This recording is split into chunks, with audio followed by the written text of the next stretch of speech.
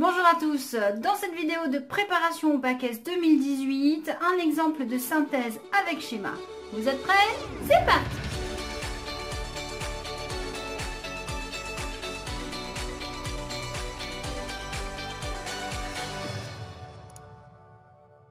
Dans cette vidéo, on va traiter la synthèse qui a été présentée à l'épreuve du 22 juin 2017 en métropole.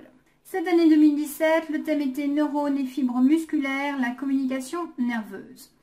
On nous dit expliquer les mécanismes nerveux aboutissant à un mouvement volontaire incluant le fonctionnement de la synapse neuromusculaire.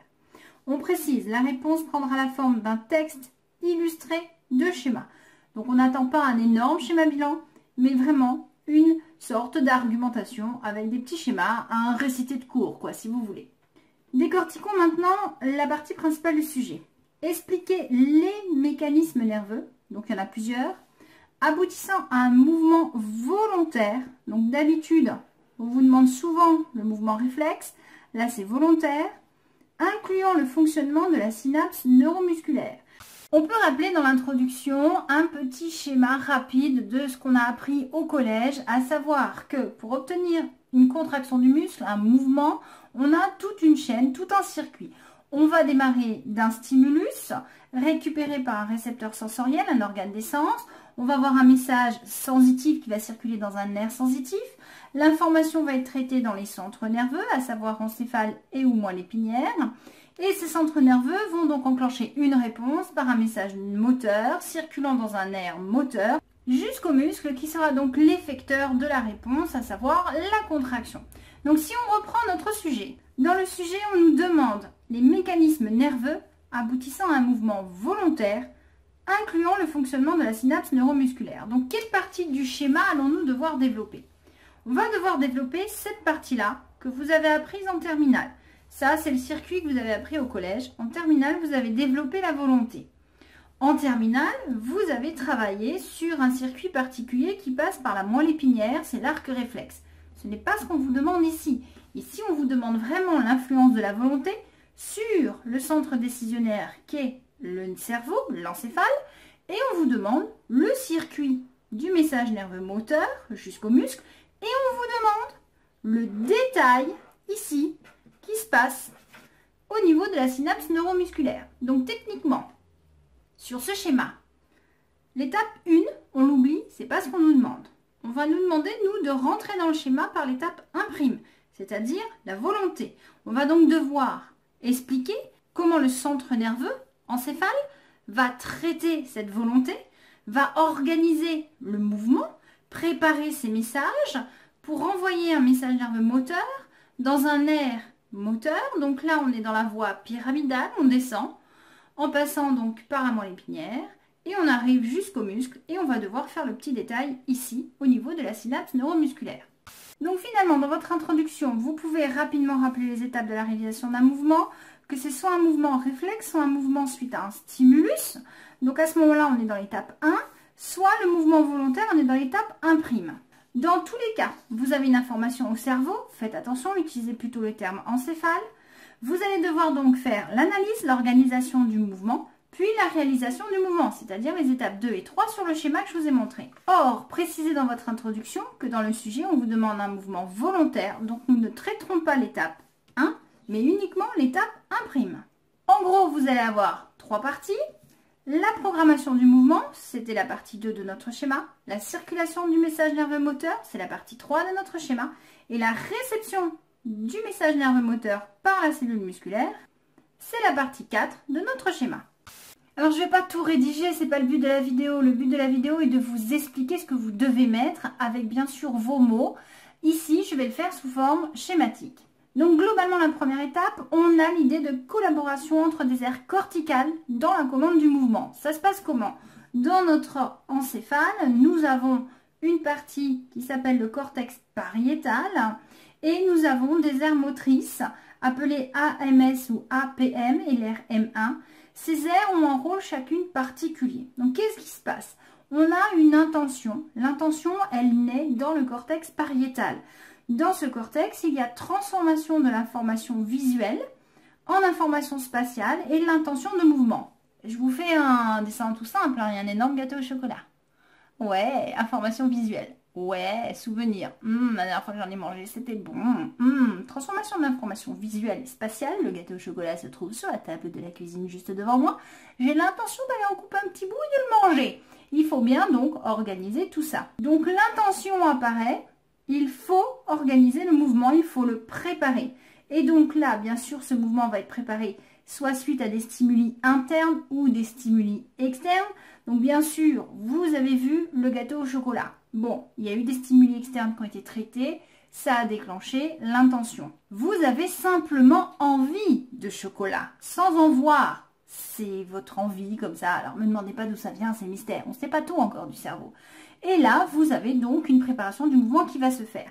Les deux aires motrices supplémentaires, celle-là, elle coordonne et planifie le geste. L'aire prémotrice, comme son nom l'indique, va agir avant l'aire motrice. Elle organise le mouvement. C'est comme sur un chantier. Vous avez l'architecte qui va faire les plans, qui va coordonner les travaux, qui va dire il faut commencer ça à telle date et ça à telle date, etc.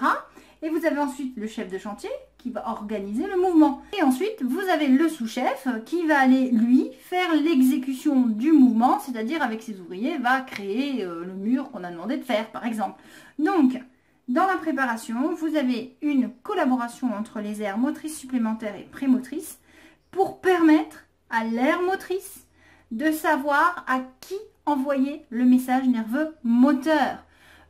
Si je continue de voir le gâteau au chocolat sur la table et que, au lieu de décider à bouger mes jambes pour marcher, je décide de bouger la tête dans tous les sens, ça ne va pas le faire, je ne vais pas le bouffer le gâteau au chocolat. Donc il faut bien savoir à quel muscle envoyer le message. Nous voici maintenant en coupe. Vous avez ici la coupe de l'encéphale avec à l'extérieur la substance grise, à l'intérieur la substance blanche, les deux hémisphères, d'accord? Et au niveau des hémisphères, de chaque côté, vous avez une aire motrice primaire. Donc l'aire motrice primaire a reçu les informations de l'aire prémotrice et de l'aire motrice supplémentaire. Elle va donc pouvoir envoyer un message nerveux moteur. Ce fameux message nerveux moteur va circuler dans un neurone pyramidal. On parle de voie pyramidale, c'est la voie nerveuse qui descend. Alors il se trouve qu'au niveau du bulbe rachidien, elle croise le plan de symétrique. Je vous rappelle que votre main gauche est contrôlée par votre hémisphère droit et votre main droite est contrôlée par votre hémisphère gauche. Donc le croisement du plan de symétrie se fait au niveau du bulbe rachidien. Le neurone pyramidal, donc lui, descend dans la moelle épinière et va se connecter à l'intérieur donc de la substance grise. Je vous rappelle que la substance grise contient tous les corps cellulaires des neurones. Vous allez avoir une synapse neuronique entre deux neurones. Donc l'information va être transmise au motoneurone et ce motoneurone va transmettre son message nerveux moteur jusqu'au muscle où il va être connecté à la fibre musculaire par des boutons synaptiques neuromusculaires. Donc l'ensemble des boutons synaptiques neuromusculaires forment ce qu'on appelle la plaque motrice. Nous avons donc ici le circuit de la voie pyramidale qui permet de transférer un message nerveux moteur du cortex cérébral jusqu'à la fibre musculaire de votre petit doigt de pied par exemple. Dernière partie de votre rédaction, le fonctionnement d'une synapse neuromusculaire. Donc on a dessiné ici le gros plan du contact entre le motoneurone et la fibre musculaire. Donc je vous rappelle qu'une fibre musculaire, c'est une énorme cellule géante. Donc vous avez une membrane ici qui va être proche de la membrane du motoneurone, mais ces deux membranes ne vont pas se toucher. Or, le message nerveux moteur qui arrive, c'est un message de nature électrique. D'accord? Donc il y a eu une dépolarisation de la membrane du motoneurone. Cette dépolarisation a été suffisante pour créer un potentiel d'action. Et bien sûr, le message nerveux moteur se propage de proche en proche. Donc les potentiels d'action se propagent de proche en proche.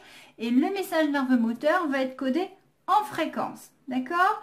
Donc cette partie-là, vous pouviez la mettre ici, mais vous auriez pu aussi développer le codage du message nerveux, la naissance du potentiel d'action dans ce paragraphe-là. C'est à vous de voir. Dans tous les cas, vous avez un message nerveux moteur qui circule, que ce soit ici ou là, c'est-à-dire là, du moment que vous le mettiez. Alors que se passe-t-il quand le message nerveux moteur arrive au niveau de la terminaison synaptique? La terminaison synaptique possède des vésicules contenant un neurotransmetteur. Dans le cas de la synapse neuromusculaire, c'est de l'acétylcholine. D'accord? C'est assez important, ce ne sont pas les mêmes neurotransmetteurs en fonction des synapses. Donc ici, dans la fente de la synapse neuromusculaire, nous allons avoir par exocytose, libération des neurotransmetteurs. Ces neurotransmetteurs vont se fixer sur des récepteurs de l'acétylcholine que la membrane de la fibre possède. Et à ce moment-là, lors de la fixation du neurotransmetteur sur le récepteur, il va y avoir naissance d'un potentiel d'action musculaire qui sera à l'origine de la contraction de la fibre musculaire. Alors qu'est-ce que vous pourriez mettre dans votre conclusion? Que même si c'est le même motoneurone que celui impliqué dans l'arc réflexe, au passage l'arc réflexe nécessite une voie sensitive qu'on n'a pas dessinée sur le schéma. Dans le cas d'un mouvement volontaire, il y a implication du cortex cérébral pariétal ainsi que des aires motrices organisant le mouvement. Puis il y a transfert d'un message nerveux moteur par la voie pyramidale. Attention, on peut rappeler avec croisement du plan de symétrie au niveau du bulbe jusqu'au motoneurone. Puis on a action de l'acétylcholine, le neurotransmetteur du motoneurone, provoquant à ce moment-là la contraction. Voici les étapes énumérées en conclusion de la réalisation d'un mouvement volontaire. Alors comment est-ce qu'on va vous noter? Au niveau de la question de synthèse sur 8 points, on va regarder votre démarche. Si on a une vraie synthèse organisée avec une introduction, une conclusion, des paragraphes individualisés, les schémas bien placés, qu'on a bien sûr des conjonctions de coordination, des connecteurs logiques, on appelle ça, si on a des transitions, si on a bien sûr une problématique, quelque chose, etc. Donc si vous n'avez aucune synthèse, pas d'introduction, c'est pas précis, on ne voit pas où vous voulez en venir, vous n'avez pas mis en évidence votre problème, à savoir que là, eh ben, dans ce schéma-là, on nous demandait comment organiser un mouvement volontaire. C'est qu'habituellement, on a un mouvement suite à un stimulus, mais là, c'est la volonté. On a décidé de traiter uniquement la volonté. On se demande comment ça fonctionne. Donc, quelles sont les étapes 2, 3 et 4 de notre schéma. Donc, vous voyez, il faut expliquer ce que vous allez faire. Si vous n'avez pas tous ces éléments, il y a plusieurs possibilités. Soit il n'y a pas du tout d'éléments scientifiques de connaissances répondant à la question traitée, c'est 0. Votre synthèse est très mal organisée. Rédaction ou schématisation très maladroite, ou rédaction ou schématisation plus ou moins correcte, mais c'est brouillon, ça va dans tous les sens.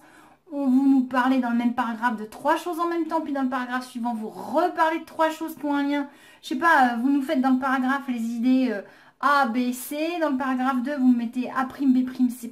Et dans le paragraphe 3, vous mettez A seconde, B seconde, C seconde. Vous ne pouviez pas mettre A, A', A seconde ensemble et B, B', B seconde ensemble. Il faut organiser vos idées. Si c'est fouillis, vous êtes là-dedans. Par contre, si votre synthèse est maladroite ou partielle, par exemple, là, on a fait 3 paragraphes, vous en avez zappé un. Bon, alors, ou vous avez tout fait, mais c'est maladroit, il manque des trucs, peu de mise en relation, mais où est donc Hornicar? Pas d'articulation des connaissances, et là, tout va dépendre. Soit vos éléments scientifiques sont partiels, il vous manque plein de choses.